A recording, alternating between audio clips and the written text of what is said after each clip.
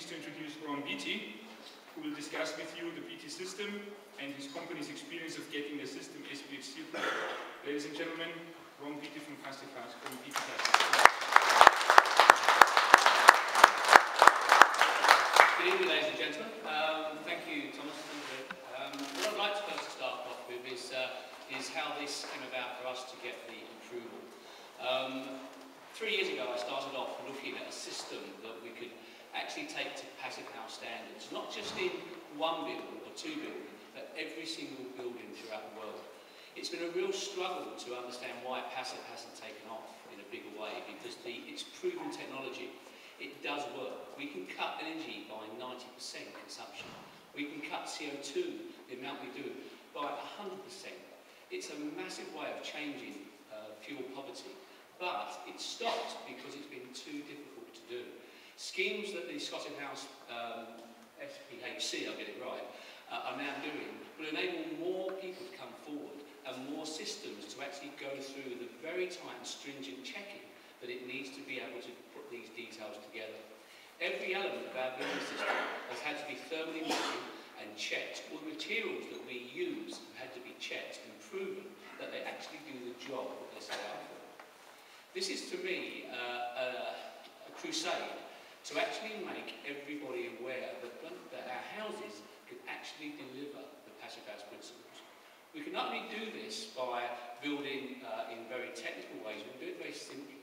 Very simple, methodical workmanship carried out throughout the building process. We've just currently finished our first air test on the 1 in 5, and we went straight to 0.4.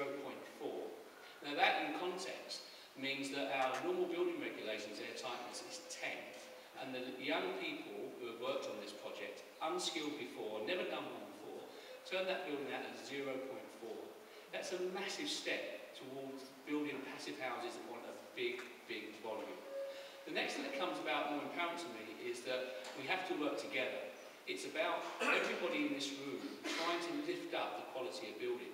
It's not just about thermability or air tightness, it's about fire, it's about sound, it's about buildability and safety. And at the end of it, it's about cost. We've all got to work together, otherwise these things don't happen. And we've had some fantastic support from the Scottish Building Control here and the boys at the Scottish Passive House Centre to actually come together and form partnerships that will allow us to work with all of you and bring our building systems and the technology that these boys have got together to actually make houses that can be turned out time after time after time and time again.